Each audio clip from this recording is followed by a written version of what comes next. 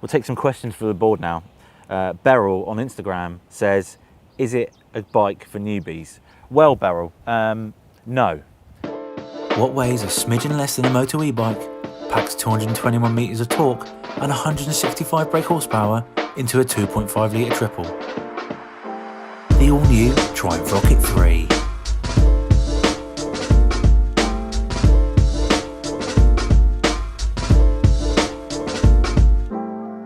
Right, let's start the puppy up. This is the personalised message. What does it say?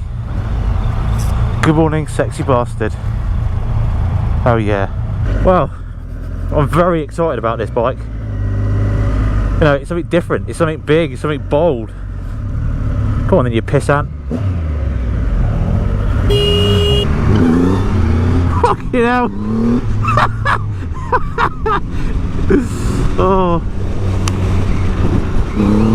Oh my god, this is naughty. Bloody hell.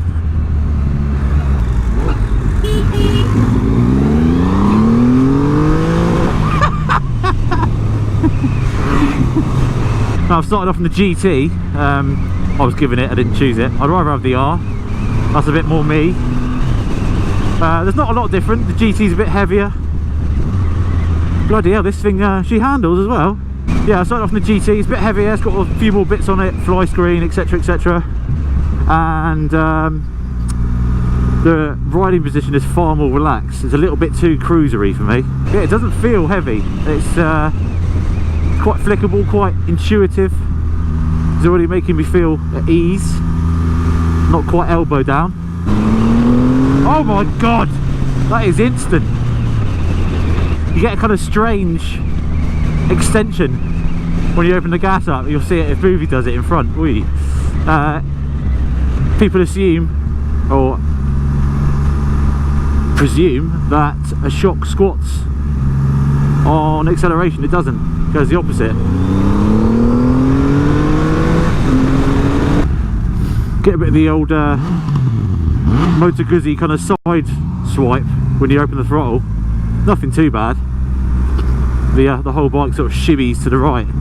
Another interesting little factoid is, I was quite intrigued because, you know, we haven't seen anything this ridiculous from a manufacturer for a while. Yes, we have the H2 and the H2R, which for me, you know, that was a surprise to come from a Japanese manufacturer.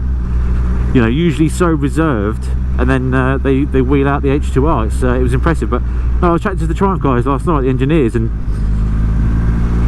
I said, was there any resistance to building something so ridiculous? And they said, no, none whatsoever. And you've got to applaud that. In today's, you know, wafty snowflake society, it's refreshing. It's really flickable. It's you know, don't get me wrong, when it goes wrong, it's going to go wrong, but it's really nice and agile, which is surprising when it's, you know, longer than Chris Eads' nose.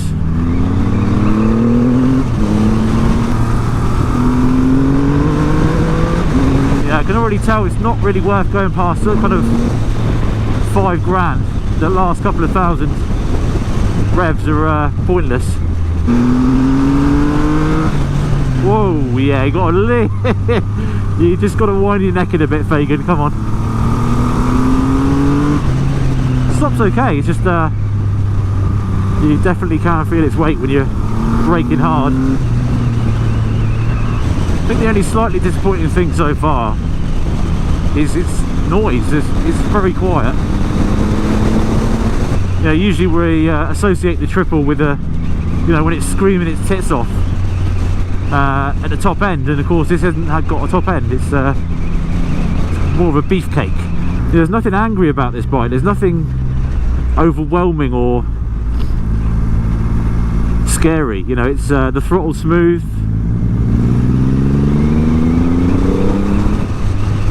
Sure, you know, the throttle works both ways, but it's very smooth. Fuel is nice. There's nothing intimidating at all. The only optional extra we've got on this, or the both bikes, is the heated grips, which comes standard on the GT. We haven't got, which I'm surprised at because Triumph usually do that, is shift assist, so up and down blipper shifter. We haven't got that on there, which I'd like. There we go. Quite comfy. The back of the seat is rubbing into my coccyx a bit. That may be my jeans positioning. But you're kind of soaked into this bike. It's quite nice, quite a natural, comfy. It's like basically like sitting on the shitter and putting your hands out the pool cue like that. A slightly bent pool cue. And of course we've got the wonderful panoramas of Tenerife to indulge in during the day. And that's another point where you can feel the weight, is when you're going over bumps and the suspension is pretty good, but you can definitely feel the rebound and compression taking a bit of a hammering. I want some more corners. Give me some corners, come on. This thing deserves it. It's kind of, you know, we're an hour into the journey now, and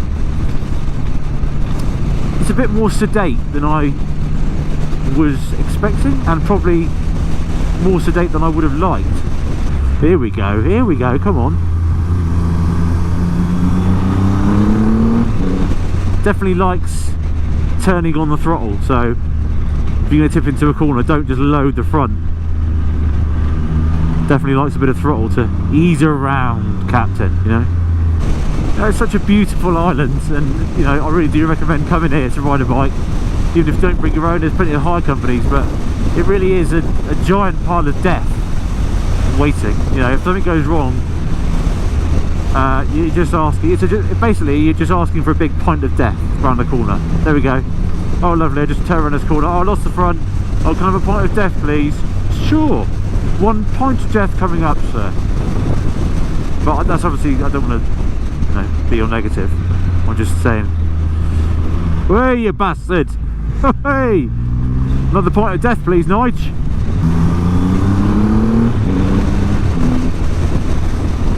You know, I wouldn't say the execution is absolutely seamless, but that's a byproduct of having all this torque. You have negative torque as well, and Triumph have done a fairly decent job of tidying it up. You know, when you shut the throttle, especially when you've got shaft drive, it's going to feel a little bit snappy sometimes, and a lot of the time it's kind of covered up, it's smoothed out, but now and again you get the odd, you know, jerk, but it really is, you know, there's nothing negative about that apart from the negative torque. And in case you're wondering why we have an extra GoPro here, this is a feature of the new Triumph app that's built into the bike. Bluetooth connectivity with your phone, your camera, so you can do all the fiddling around with your GoPro, turning it on, off, settings, etc. via the joystick down here, which is a nice touch. And I will turn that on in a minute. Oh wow, I could gaze for days, you get me?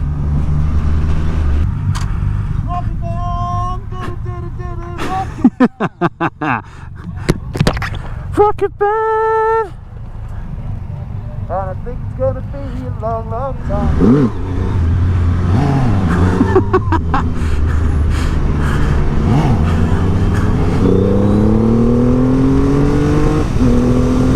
As someone actually pointed out at the coffee stop, I kind of said that I was not disappointed, I was expecting a bit more from the engine.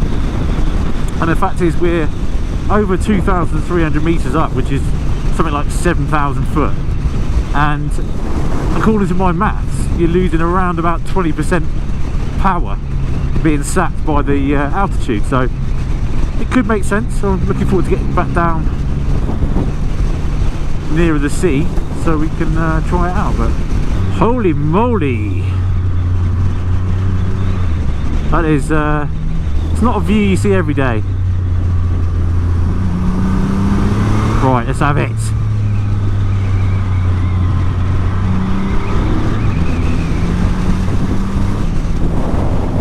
More clouds. It's like we're flying, mate, we're flying. Yeah, I definitely love a quick shifter. I mean, you know, it's not the sporty. Whoa, he's shitting out. Oh, the folded then. It's some gravel, Nige. Yeah, it's not the sportiest, and you know, I suppose a lot of people would like the kind of old school connection you get with a bike with just a normal shifting, you know, throttling off. But I would like a shifter, I would like a blipper, just to, you know, spice things up a bit. Yeah, it's heated grips time. You also got the menu there. Yellow is minimum, off. Red is full blown, blow your hands off. I'll go for medium, I think, amber. Yeah, you know, we shouldn't be doing this really. You look at it and go, there's no way this bike is going to do what we're doing. You know, we're not even pushing it that hard. It's kind of coming intuitively. Yeah, bumpy roads, likes it so far. Now the suspension does feel very executive, very plush, well damped. It's not just some random forks and shocks chucked into a bike. You know, there's definitely some thought gone into this. I suppose when you've got a testing ground, a proof of ground like Brunswick-Thorpe in the UK, then you know, these sort of roads are going to feel pretty good. Yeah, and straight away now we've dropped a good 1,000 meters, I reckon. The motor does feel stronger. What a coincidence.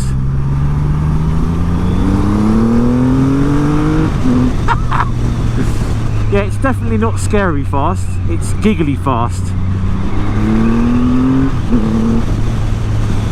It's not trying to kill you, it's trying to entertain you. Prolonged periods of time on the side of the tyre.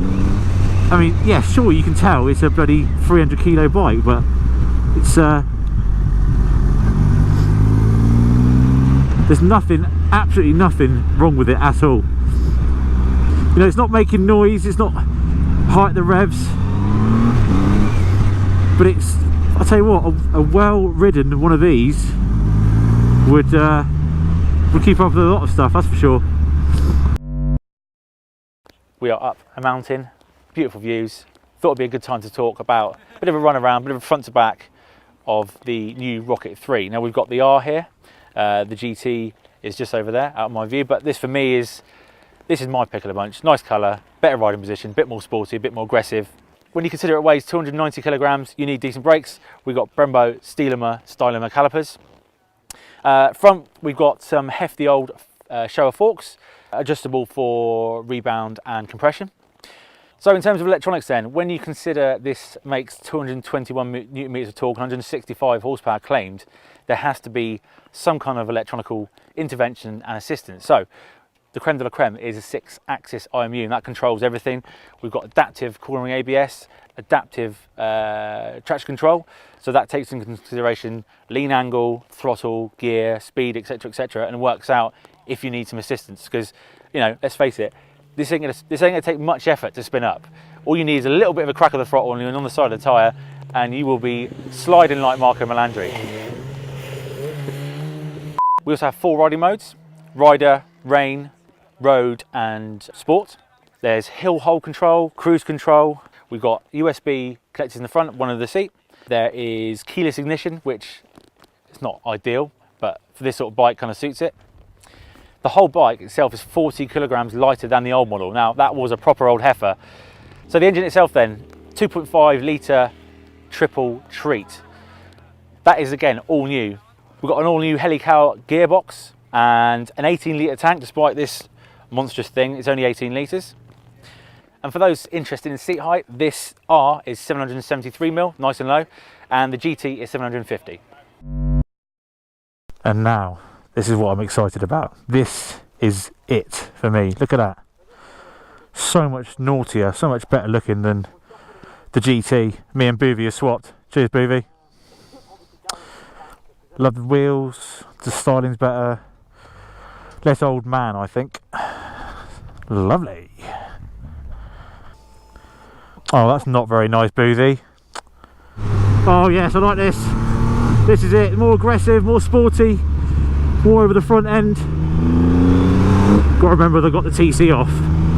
Don't want to be too hairy Mary. Whey, that was a little bit hairy.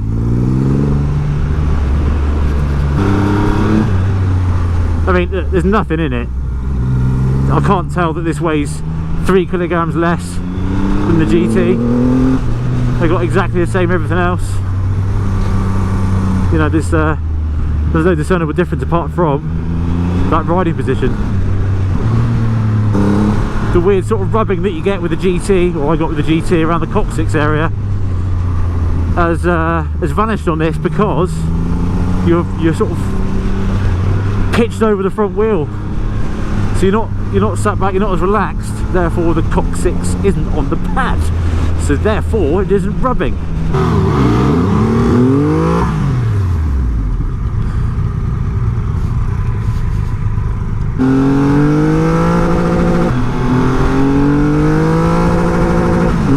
Oh, she does so well on the limiter.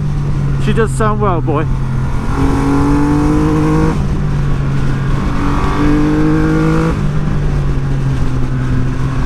Oh my god.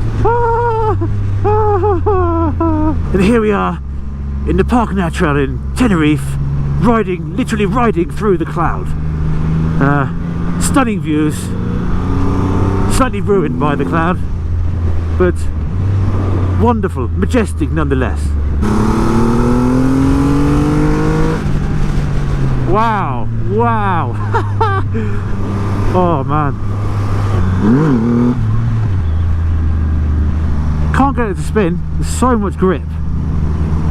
We're not surprisingly given a length of it, but oh, way on. This is what the rear brake's for. Just slam it on and the bike turns so much better. I mean, the rear brake has a big effect on a lot of track riding, a lot of races use it, but this bike right here, this loves it. I mean, you can ride without it, but there's some bikes that you can't. You have to use the rear brake to get around a corner, but this kind of tidies it up, makes it tighter. Yeah, little tip there. Fagan's tip of the day. I'd love to ride this at a 1-to-1 throttle. I'd love to. Be utterly bonkers. You know, Triumph said there's no restrictions, but of course you're not getting 100% throttle when you ask for 100% throttle, because, well, it would be unrideable. No, not unrideable. It would be a bit leery for the general public, should we say. So, just had a bit of luncheon. Soup, pumpkin and carrot soup, which is rather nice. And then some dodgy chicken to follow. Dodgy polo to follow. And a lovely dessert. I'm fuller than a fat bird's knickers. Rocket Man! Bye.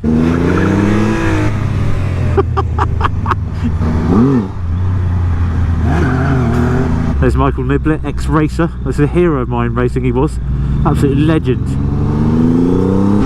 Yeah, you might remember Nibbo from the R6 Cup documentaries. He spent most of his time crashing. 2,210 metres, roughly equates to 7,000 foot.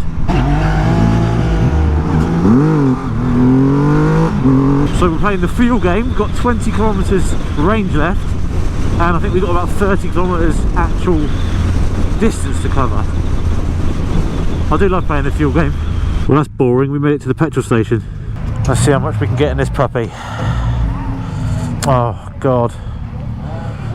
Keyless ignition, this is where it's shit. Because you still got to get your fucking key out your pocket to put in the shite, innit?